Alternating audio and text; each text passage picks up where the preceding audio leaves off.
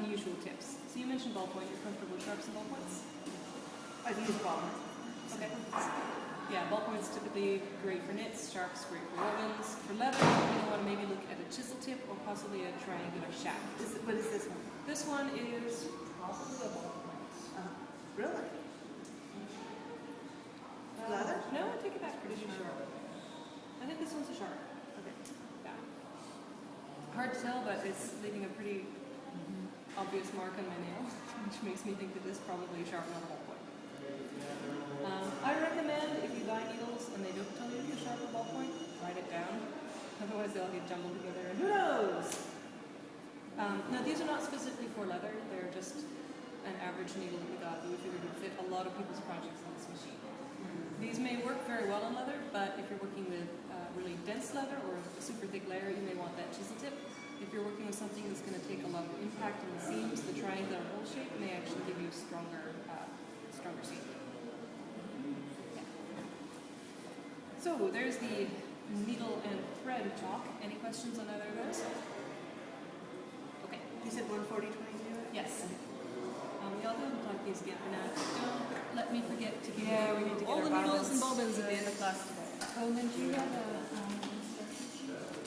Yes. Yeah, we haven't gotten those for either class, actually. Yes, We my didn't bad. sign in. I'm smelling popcorn. Popcorn machine back there. Alright, so here's the single stitch handout. Okay. V3. Thank you. And you've got one back here? I have the walking foot. They give me. We took this class. How was that one? Do you all know each other, or you just happen to be? No, we've first happened class? to, this is our third Thank class you. together, so. Today? Yeah.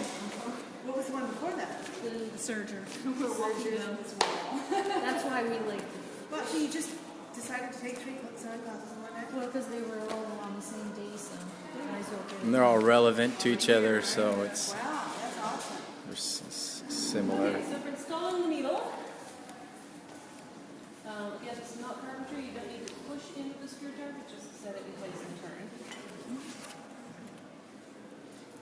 And we've got our 140-22 again. You're always going to thread from the groove side to the scarf side. In this case, the machine threads left to right. So we're going to put the groove on the left, scarf on the right. Where is the screwdriver usually hanging out? In the drawer under your knee. so the groove on the left. Groove on the left, scarf on the right, just like the straight stitch. And use that much the same. And I need to be around front here to get that. So you're gonna thread from left to right. Yeah. Yeah. Unfortunately, that's just about the only thing that's the same between the two machines for the thread pattern.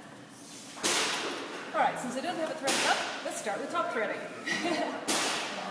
We're going to try to finish off this. No, I'll keep the spools back up. I had to wind this on the bobbin winder. That was just bizarre. It looks like you've got the path laid out in blood there. Oops. A little vigorous with the Sharpie. So yeah, we're still going to go up and through this bar. I mean, this through the yes.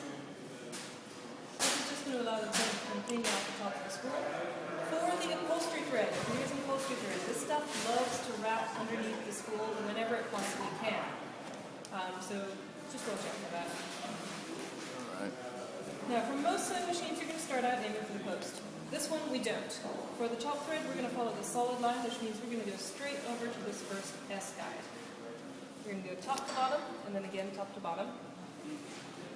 I usually go through holes 1 and 4, doesn't really matter. If you need more attention, you can go through all of them. There's a lot of personal preference when it comes to S guides. Next up, we're going to come over to what looks like an S guide, but according to the user's manual for this one, we do go out and back.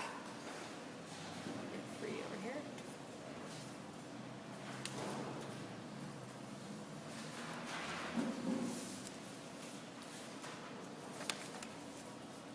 Caught up in everything. So S guide, out and back. It's a little hard to see the Sharpie on the black plate here, but it is present. Next, we're going to go down through the tension discs, and you'll notice I'm applying a bit of back pressure here to really floss it in between the tension discs. Now, this part is really weird.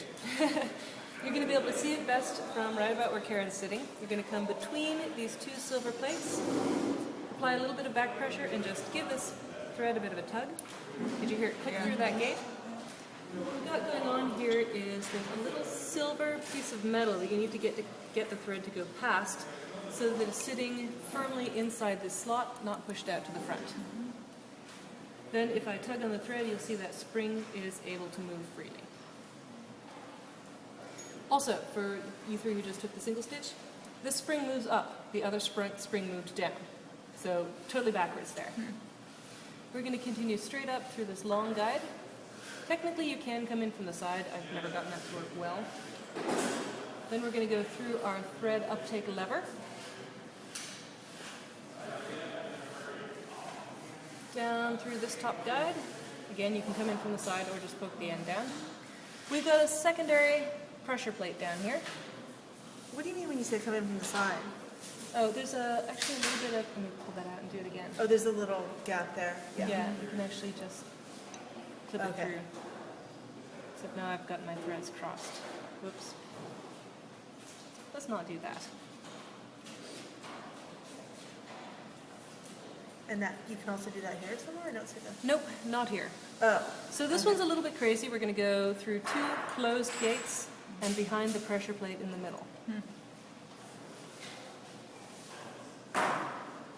So through the first gate, you may need to push back on the side of the pressure plate or even lift up a little bit just to get the thread behind it. And then down through the second gate on this fixture. Wow, you guys must be really confused at this point, right? They're all Three different threading paths. That's crazy. That's why she's got them drawn on the machine. It sure is. Now, we've got our one constant here. There is always going to be a guide directly above the shaft of the needle. This may start to sound like a bit of a theme for those of you who've taken all my classes, but you notice it's been true every single time. And now we are ready to thread left to right through the needle. This guard is even more of a problem here than it was in the straight stitch. On the straight stitch, you could go down around the bottom of it. This one, you just have to make sure you thread it right the first time. So I'm actually going to thread through the guard, just to get it out of the way. And then come in left to right through the needle. The tweezer. There we are.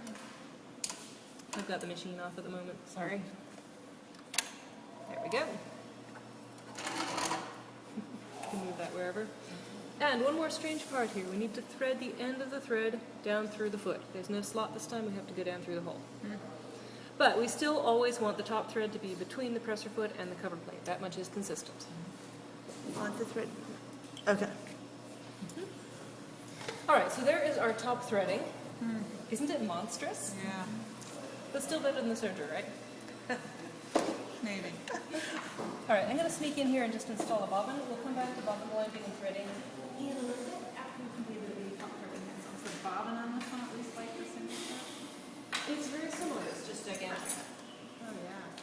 So these bobbin rings, there's multiple here, right? We walk in with our own bobbin. There are actually not any Just bad one. parts. If we destroy this, the machine goes down to a really new one, which is something I'm trying to get fixed. Yeah, they need like 4 of them. I know. Menlo Park, there was a big problem. People were destroying bobbin houses. Yeah, the basic operation for this bobbin will be identical. The installation is slightly different because it doesn't go in horizontal. How does that go in vertical? We'll get there. The bobbin lessons later.